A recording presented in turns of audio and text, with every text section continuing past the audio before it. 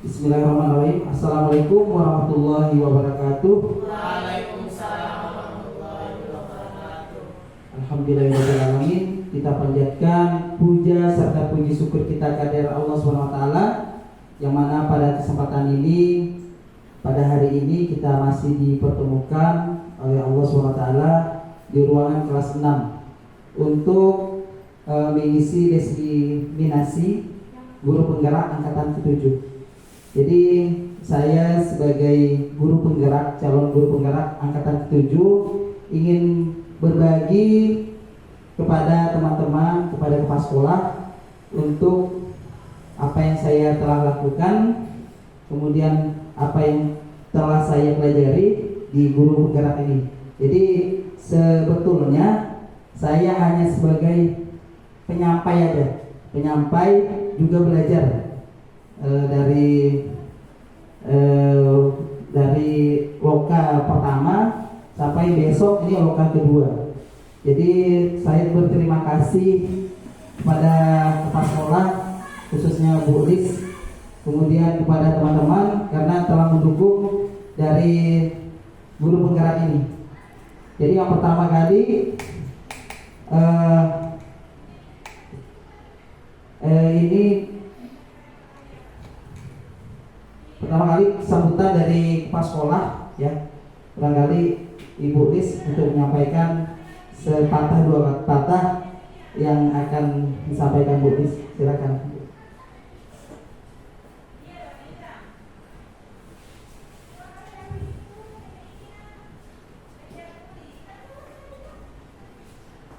Selamat siang semuanya. Salam sejahtera dan bahagia untuk kita semua.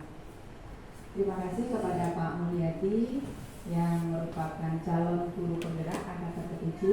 Saya selaku kepala sekolah SD Negeri 52 Pontianak Kota merasa bangga karena di tahun sekarang pada saat saya masuk ke SD 52 sudah mempunyai calon guru penggerak. Semoga Pak Mul dimudahkan lulus menjadi guru penggerak dan bisa membawa kemajuan bagi SD Negeri 52 Pontianak Kota.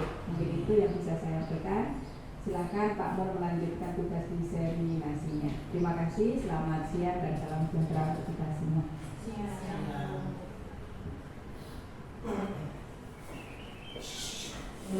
Terima kasih saya ucapkan kepada Ibu Lis karena telah mendukung dari guru penggerak ini. Jadi di sini teman-teman, saya ingin berbagi tentang budaya positif. Jadi tugas ini tugas diseminasi 1.4 tentang budaya positif yang pernah dan telah saya lakukan di SD 52 ini. Jadi selamat datang untuk guru yang teman-teman juga sebagai guru hebat, ya. Jadi mari kita belajar bersama, berkolaborasi, saling mendukung demi mewujudkan disiplin positif di sekolahan kita yang sangat kita cintai.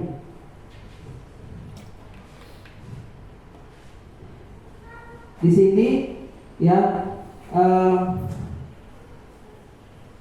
waktu dulu kita barangkali telah, ya, menggunakan kurikulum KTSP, ya. Jadi sekarang telah beralih menjadi kurikulum Merdeka, yang mana kurikulum Merdeka ini, ya, dirancang dengan prinsip terdiferensiasi. Jadi terdiferensiasi itu adalah menyesuaikan dari kemampuan siswa. Nah, jadi di sini supaya kita mewujudkan kurikulum Merdeka, ya, kita sesuai dengan visi profil Pancasila, yaitu adalah yang kita ketahui beriman bertakwa kepada Tuhan Yang Maha Esa, berkebinekaan global, mandiri, bergotong royong, bernalar kritis dan kreatif. Jadi mudah-mudahan apa yang kita lakukan di sini telah, ya, atau ada di profil Pancasila. Nah, di sini untuk itu Jadi salah satunya yaitu adalah tentang disiplin. Jadi disiplin di sini merupakan perasaan taat dan patuh terhadap nilai-nilai yang dipercaya, merupakan tanggung jawab. Pendisiplinan adalah usaha untuk menanamkan nilai ataupun pemaksaan agar subjek memiliki kemampuan untuk mentaati semua peraturan. Jadi barangkali untuk itu langkah pertama untuk mewujudkan profil Pancasila, kita harus mewujudkan sikap disiplin baik pada diri kita sendiri maupun pada siswa kita sendiri. Kemudian tujuan disiplin, apa tujuan disiplin? Kita ketahui disiplin itu tujuannya adalah menciptakan anak-anak yang memiliki disiplin sehingga mereka bisa berperilaku dengan mengacu pada nilai-nilai kebijakan universal dan memiliki motivasi intrinsik bukan motivasi ekstrinsik. Nah, jadi timbulnya rasa disiplin itu terdapat pada diri pribadi dari siswa tersebut. Jadi bukan motivasi dari ekstrinsik dari luar. Jadi kalau bisa disiplin itu timbul dari diri kita sendiri. Nah, seperti ini saya telah mengajak siswa kelas 5 terutama untuk mendisiplinkan beribadah ke masjid. Nah, ini karena yang Islam itu sholat zuhur bersama. Jadi saya ajak untuk menanamkan disiplin bahwa perlunya di dalam dirinya itu timbul ada nilai disiplin untuk beribadah kepada Tuhan Yang Maha Esa.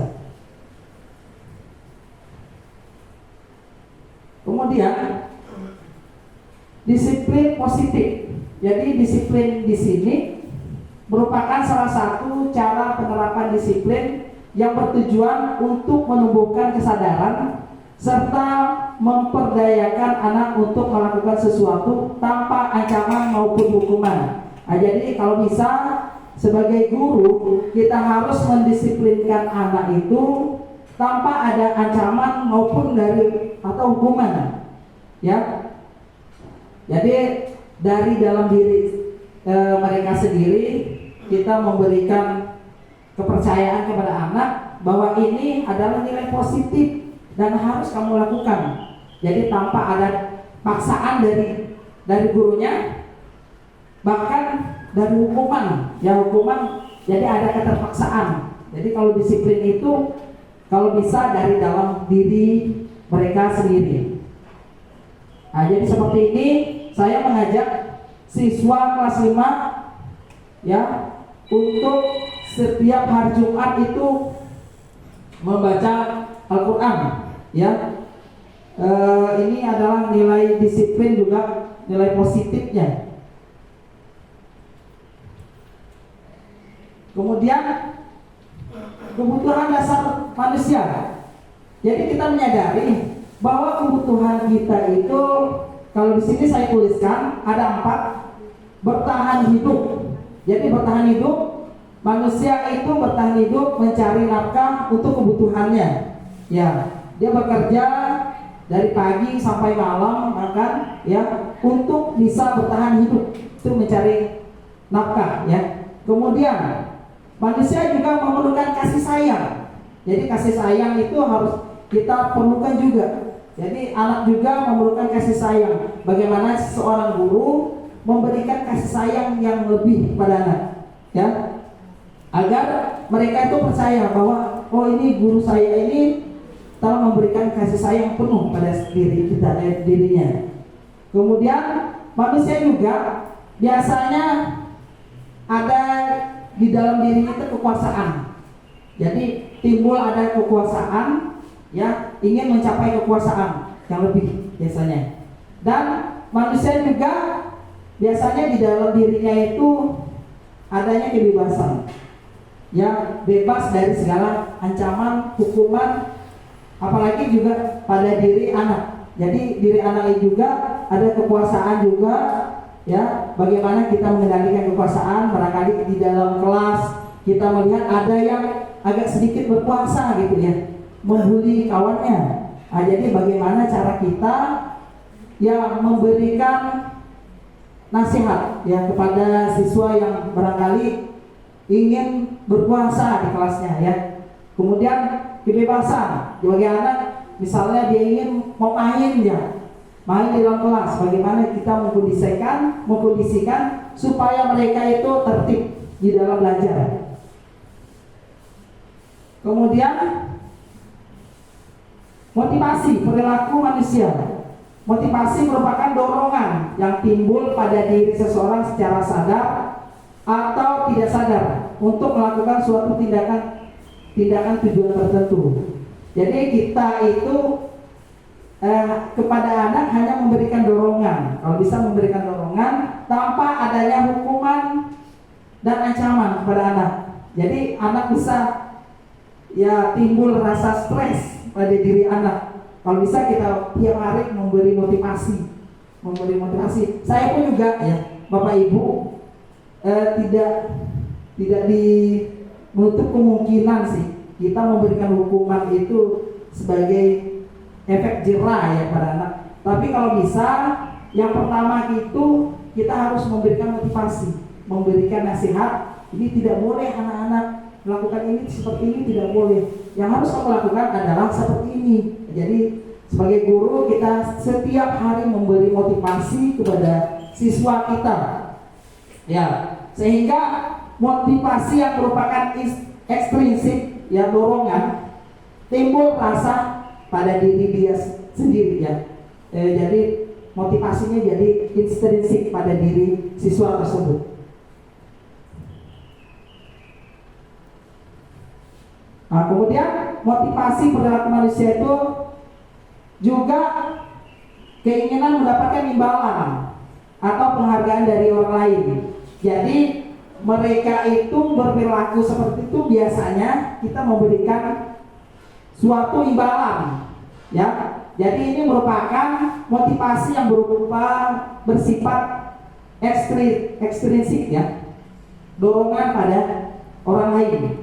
Nah, kalau bisa ya mendapatkan imbalan dan penghargaan dari orang lain itu biasanya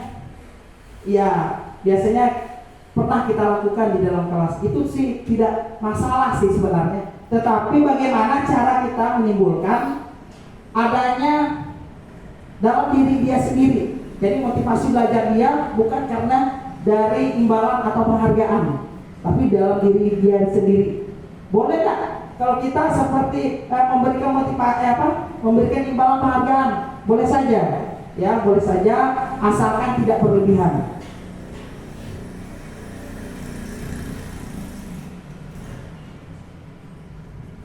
Nah, di sini menghargai nilai-nilai kebajikan diri sendiri. Nah, di sini ini salah satu juga untuk menimbulkan nilai-nilai kebajikan pada diri pada saat pelaksanaan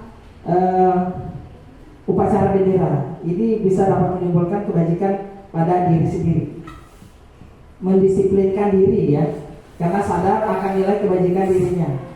Jadi ini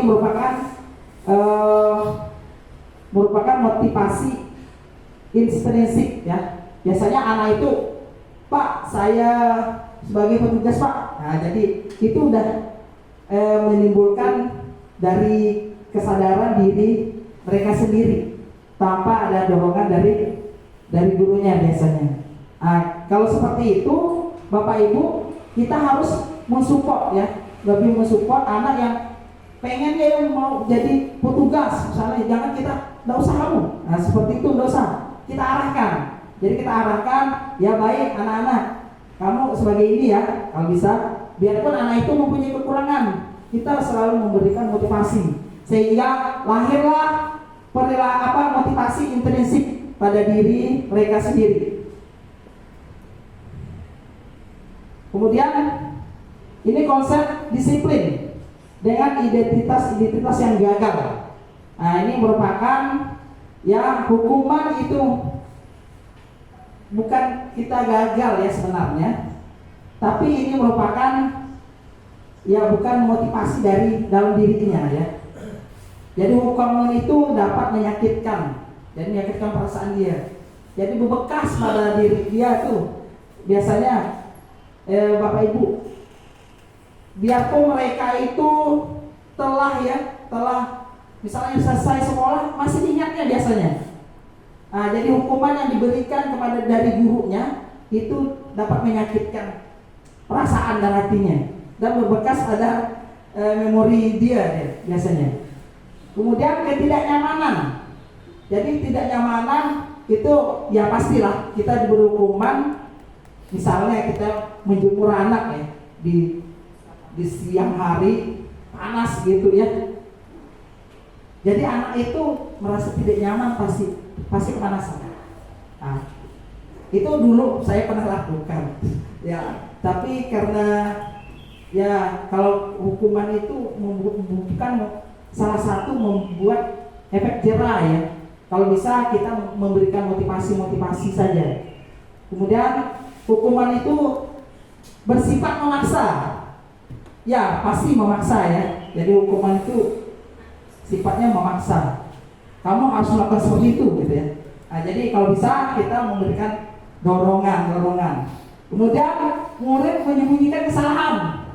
Kita panggil karena dia takut dengan hukuman yang akan kita lakukan, sehingga mereka itu ya tidak jujur, berbohong.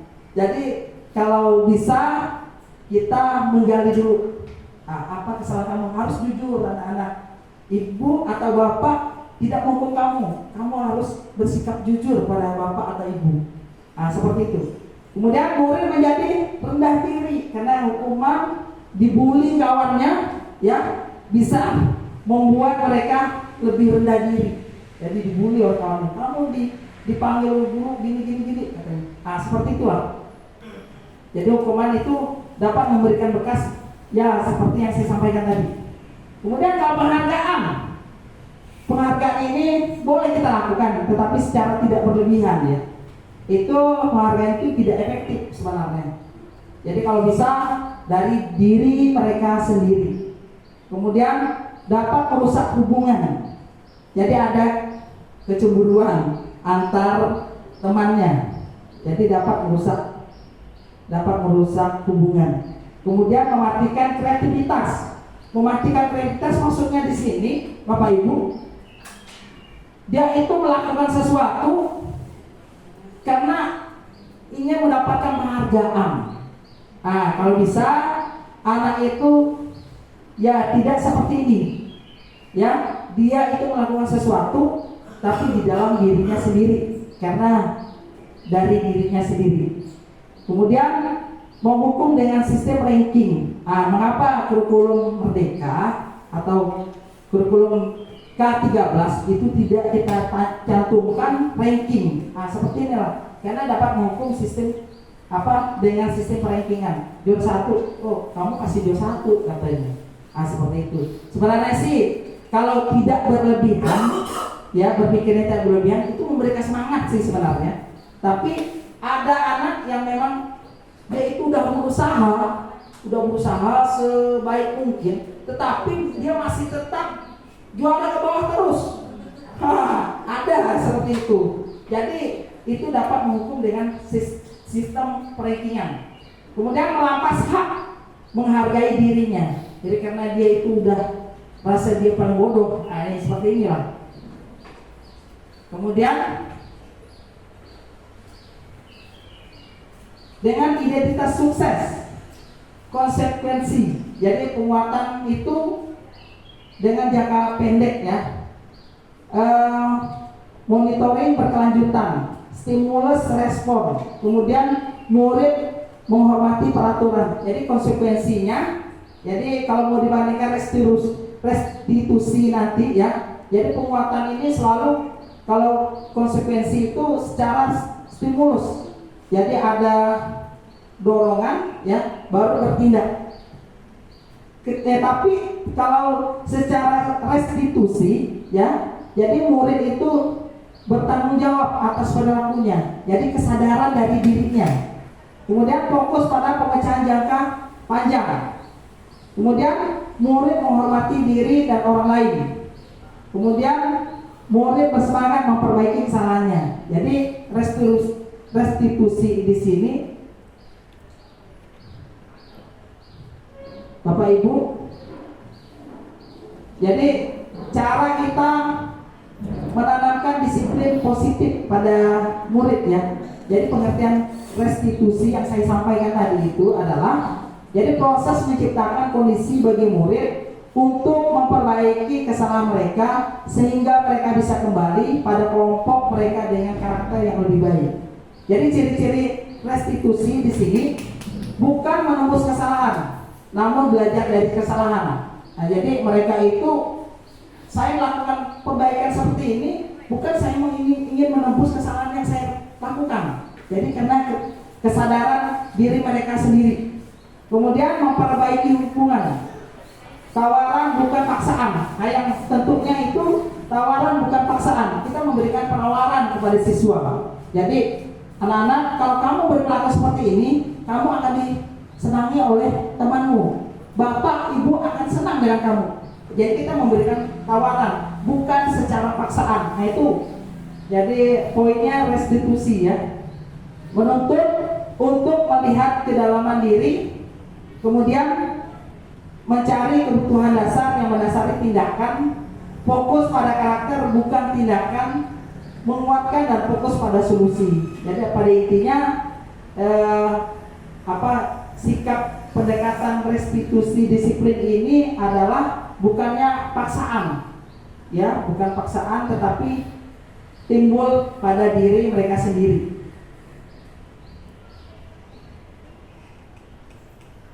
Ini contoh kasus, ya, siswa tidak mengerjakan PR. Ini kalau kita bandingkan antara hukuman, konsekuensi dengan restitusi. Jadi kalau hukuman, guru menghukum siswa contohnya, ya,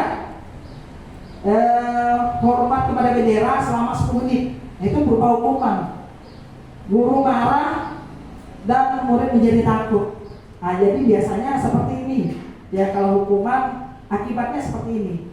Kemudian kalau konsekuensi, jadi guru memberikan konsekuensi untuk mengerjakan PR-nya saat istirahat atau dikerjakan 3 kali lipat. Nah, biasa seperti pernah kita lakukan ya. Kita sadari kita pernah melakukan. Bagaimana cara kita memperbaiki? Ya, sekarang kita memperbaiki bagaimana hanya memberi motivasi kepada anak. Ya. Kemudian guru tegas pada siswa untuk mentaati peraturan. Kemudian kalau sistem restitusi, guru menanyakan keyakinan kelas dirinya dan membantu siswa menyelesaikan masalah. Guru terbuka dan siswa menghormati dirinya dan orang lain. Nah, jadi di kelas itu saya membuat suatu keyakinan kelas ya. Jadi perjanjian kelas, kesepakatan mereka yang mereka buat itu antara guru dengan siswa. Jadi misalnya ya, di kelas 5 itu mereka itu boleh makan. Nah, itu kan sebenarnya nggak boleh tuh. Boleh makan asal izin sama gurunya. Jadi kalau gurunya mengizinkan, ya silakan. Kita kan bisa melihat kondisi anak, oh ini kayaknya belum makan nih dari pagi nih. Nah, kita bisa memberikan penawaran, Pak boleh makan nggak Pak? Kami lapar Pak, kami belum makan dari pagi. Nah, kita menyilakan. Jadi mereka itu keyakinan kelas itu kita buat bersama anak-anak, bukan kita sendiri yang membuatnya. Ini ada posisi kontrol restitusi ya, sebagai manajer, pemantau, sebagai teman, sebagai pembuat rasa bersalah, menghukum. Barangkali Bapak Ibu, saya bertanya pada diri saya sendiri, kemudian kepada Bapak Ibu, pada posisi mana kita ini sebenarnya? Apakah kita sebagai manajer pada anak, sebagai pemantau, sebagai teman pada dirinya, atau sebagai pembuat rasa bersalah, atau sebagai penghukum? Nah, kita bisa jawab pada diri kita sendiri ya.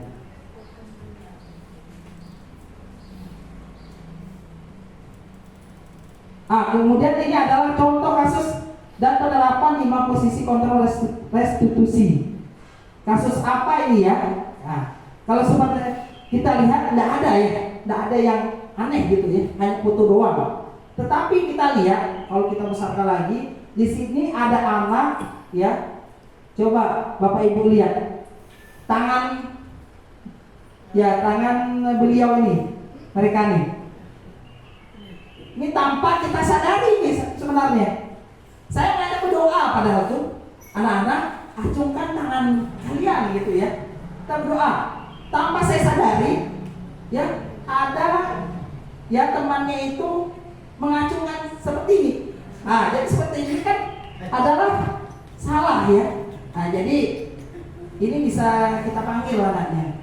Kita berikan masukan. Kemarin ketika itu saya lihat fotonya, saya langsung panggil.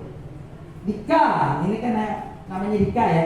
Dika, kenapa fotonya seperti ini?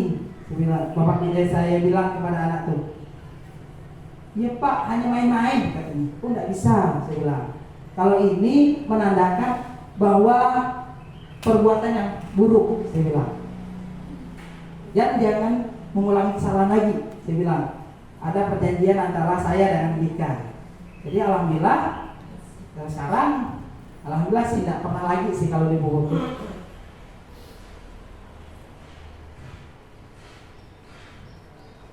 Kemudian ini contoh penerapan 5 posisi kontrol restitusi. Jadi kasus tidak memakai atribut yang lengkap upacara ini, misalnya bisa kita ya panggil kita sebagai apakah penghukum, pembuat rasa bersalah, sebagai temannya, sebagai pemantau atau sebagai manajer. Itu kita tanya pada diri kita sendiri, yang mana yang lebih baik. Kalau bisa kita sebagai manajer, sebagai pemantau, sebagai temannya, bukan yang ini, bukan sebagai penghukum atau pembuat rasa bersalah. Ini kalau sebagai penghukum ini barangkali udah berat sekali kasusnya, barangkali lah. Kalau bisa ini dulu yang kita terapkan.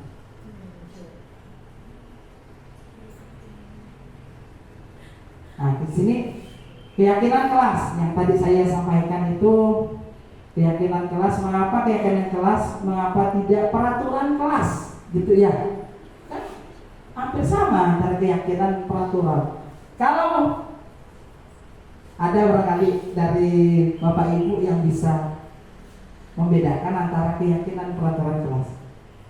Barangkali ada? Bisa? Kalau keyakinan kelas, ini peraturan kelas. Ibu Firly bisa menjelaskan?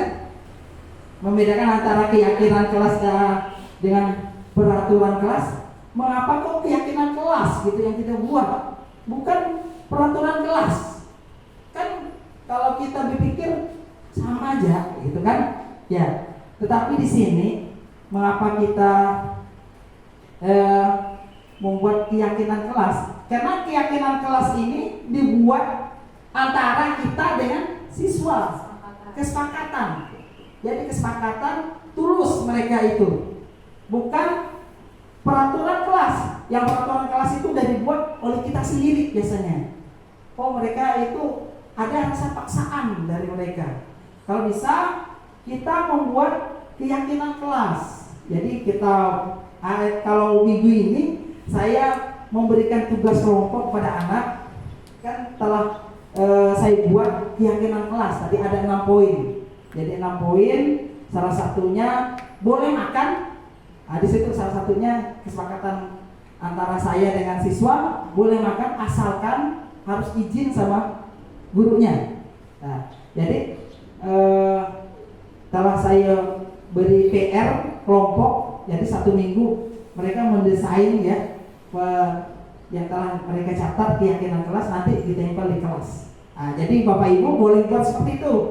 Jadi boleh dari kelas 1, kelas 2, kelas 3, kelas 4 dan kelas 6 juga boleh buat seperti itu. Nah, ini waktu membuat ya diskusi menyusun keyakinan kelas, kemudian menempelkan.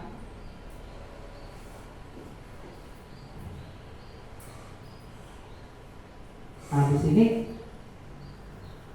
ini sih yang saya buat ya, disiplin waktu, kemudian menghormati guru dan teman, saling menjaga kebersihan dan keindahan, jujur dan bertanggung jawab, menerapkan 5S, saling membantu dan bekerja sama. Nah ini ada tambahan sih tadi tuh. Nah di sini ada tambahan, lupa saya menuliskan ya. Jadi boleh makan asal bertanya harus izin sama gurunya.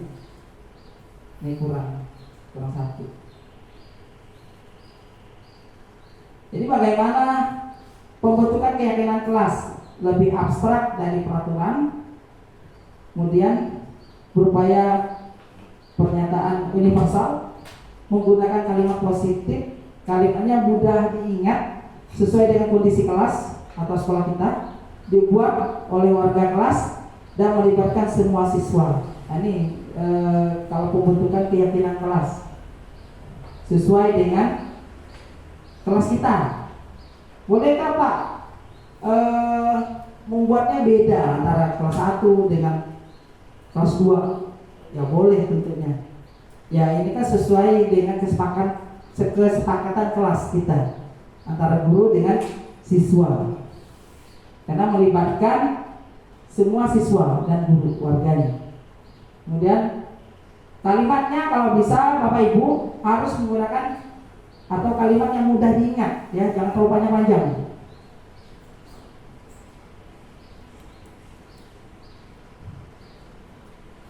Kemudian ya, ini ada segitiga namanya segitiga restitusi ya.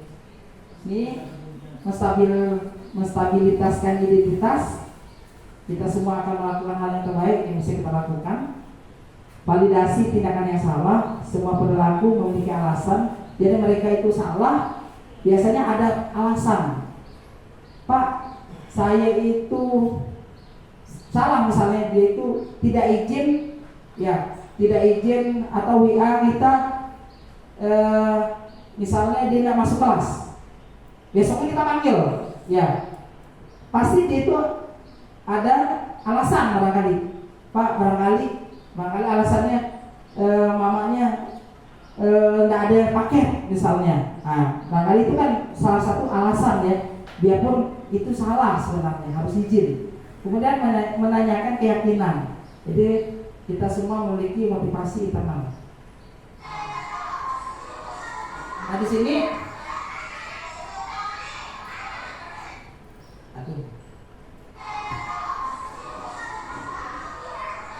ini adalah salah satu contoh yang real. Memang real saya buat.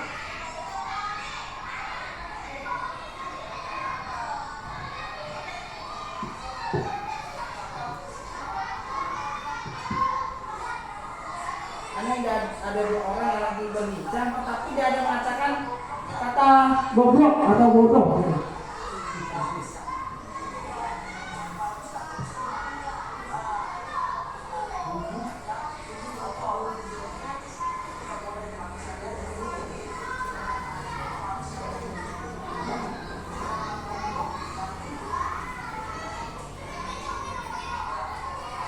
Kita bisa memberikan nasihat kepada siswanya, ya, mendorong mereka itu supaya tidak mengulangi kesalahan lagi. Kemudian ada juga ini setelah kita panggil, kalau bisa secara pribadi.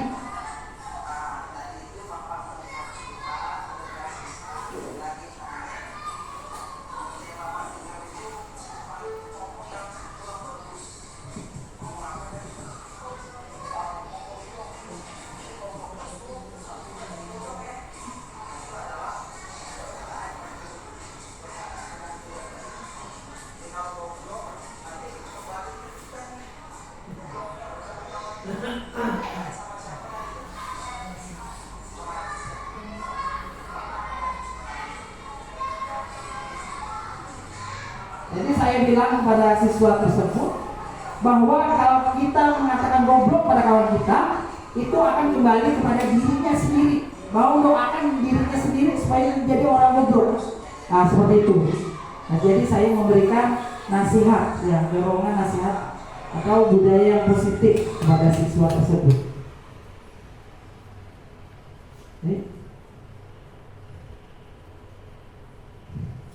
Nah, di sini ada untuk Ki Hajar Dewantara. Dalam penerapan program disiplin positif, hendaknya guru memiliki standar kepribadian profesional dan sosial yang baik. Guru mampu merefleksi pada posisi kontrol yang menjadi diri menjadi lebih baik. Guru sebagai among, nah sebagai manajer kita menuntun murid kita, siswa kita menjadi insan yang mandiri, merdeka dan bertanggung jawab. Barangkali sekian dan terima kasih dari penyampaian dari saya. Kurang lebihnya saya mohon maaf. Saya akhiri. Assalamualaikum warahmatullahi wabarakatuh. Waalaikumsalam warahmatullahi wabarakatuh. Baik Bapak Ibu, barangkali ada sesi pertanyaan ya. Jadi saya beri kesempatan Bapak Ibu, barangkali ada yang ingin memberi masukan atau sebuah pertanyaan dari Bapak Ibu. Insyaallah kalau misalnya saya bisa jawab, saya jawab. Kalau tidak, bagian dari teman-teman. Barangkali dari Ibu pas sekolah, silakan.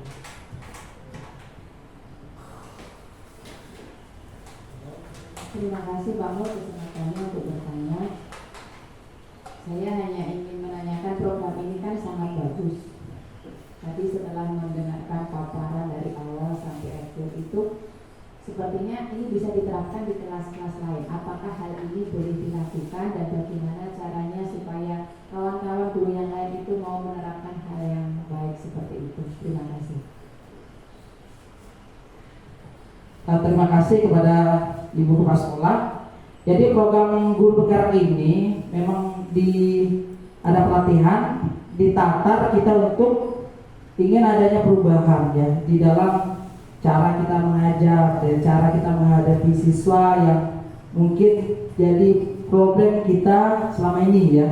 Jadi inilah barangkali pemerintah ingin mengadakan perubahan. Jadi adanya suatu tes guru penggerak di sini, jadi memberikan imbas kepada guru-guru yang ada di sekolahan. Nah, jadi bisa kita lakukan. Dari sini saya mengajak Bapak Ibu juga kepala sekolah untuk kita mengadakan perubahan dengan saya berdirinya di sini. Jadi kita saling membantu, saling ya menutupi kemungkinan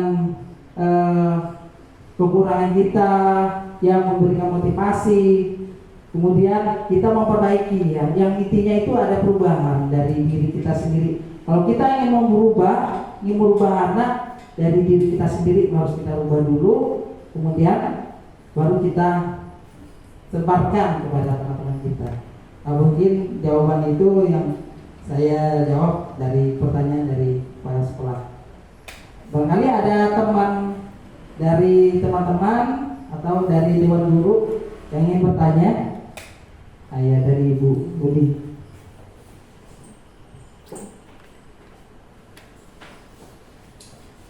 Baiklah, yang ingin saya tanyakan itu ketika bagaimana misalnya ketika keyakinan kelas ini sudah dibuat dan ingin kita terapkan di kelas, tapi pada kenyataan itu ada yang mungkin beberapa anak mungkin bisa menerapkan, bisa mengikuti. Terus ada mungkin salah satu atau dua anak itu yang tidak bisa mengikuti keyakinan kelas ini. Kira-kira bagaimana solusi untuk beberapa anak ini? Sekian pertanyaan dari saya. Baik, dari pertanyaan Ibu Uli, jadi bagus sekali tentang keyakinan kelas ya yang kita buat. Jadi kalau bisa keyakinan kelas ini kita buat itu bersama anak-anak ketika semuanya masuk ya. Jadi misalnya yang hari ini semuanya tidak ada absen ya. Jadi anak-anak hari ini dengarkan Bapak, dengarkan Ibu, kita ingin membuat suatu keyakinan kelas yang mana kelas ini kita akan berjanji kita akan berubah yang jadi yang terbaik. Nah, jadi apa saja kemauan kalian? Jadi ditanya mereka. Jadi digali mereka supaya mereka ketika misalnya kita Bapak nih ngajar nih. Jadi kalau saya tanya tuh, ketika Bapak ngajar nih apa yang harus kita kalian lakukan? Nanti kita lakukan, Pak, katanya mendengarkan penjelasan dari Bapak. Kita harus diam, Pak. Kita tampung semuanya. Pendapat dari siswa. Setelah itu kita menuliskan keyakinan kelas yang kita buat bersama-sama dengan siswa dan beri keyakinan bahwa peraturan ini kita buat di kelas kita dan harus kita ikutin dan harus kita lakukan peraturan kelas ini. Dan apa suatu risikonya ya? Risikonya ketika misalnya keyakinan itu kita langgar. Nah, Bapak akan Bapak akan mengurangi nilai kalian. Jadi memberikan ancaman kayak gitu, ya bukan berupa fisik, hukuman, tapi nilai. Jadi nilai, Bapak akan kurangi nilai ketika misalnya ribut kalian, Bapak akan kurangi nilai 5 poin dari kalian. Kalau ngomong jorok, ada poin-poin tertentu. Jadi ngomong jorok ada barangkali misalnya 20 poin. Nah, barangkali berkelahi kita lebih beratkan 50 poin. Jadi anak-anak itu dan juga kita mendesain keyakinan kelas. Kita buat pesusah. Jadi supaya mereka itu tiap hari yang membacanya lah paling tidak, yang kalau tidak baca dilihatnya tiap hari, kalau itu masuk ke dalam otaknya juga barangkali. Dan juga kita memberikan ya ancaman-ancaman yang positif lah ya. Ancaman positif bukan ancaman hukuman pada mereka, tapi memberikan pengurangan dari nilai. Nah, barangkali seperti itu Bapak Ibu yang bisa saya sampaikan. Barangkali ada lagi Bapak Ibu?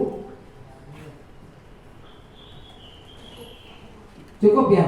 Barangkali kalau cukup saya akhiri. Assalamualaikum warahmatullahi wabarakatuh. Waalaikumsalam warahmatullahi wabarakatuh.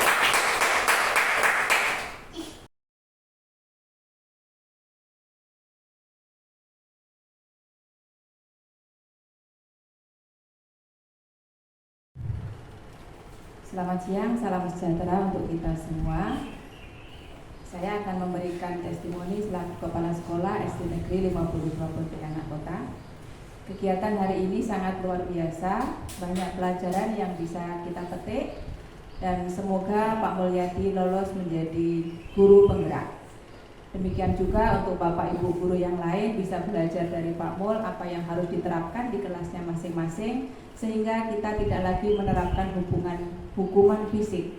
Karena hukuman fisik apabila dilakukan ke anak, hal ini akan membekas di hati anak-anak, bahkan itu akan terbawa mungkin sampai dewasa atau tuanya nanti. Demikian testimoni saya. Terima kasih, selamat siang dan salam sejahtera untuk kita semua.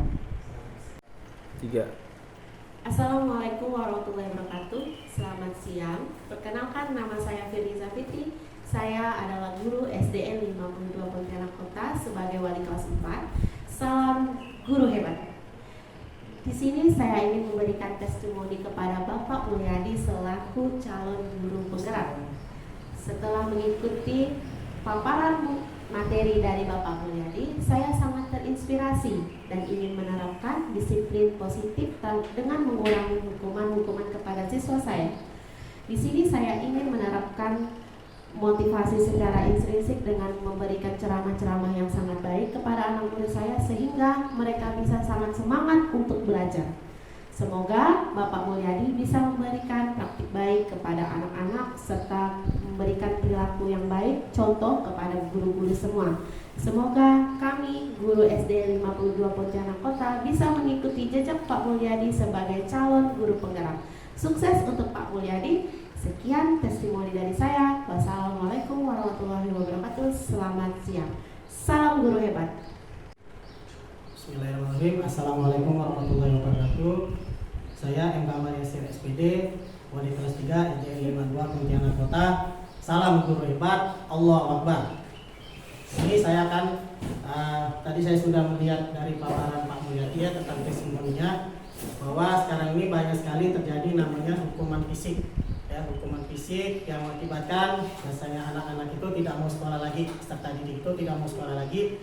Jadi tadi saya sudah lihat bahwa hukuman yang paling pantas itu adalah memberikan nasihat ya, dan memberikan motivasi kepada peserta didik.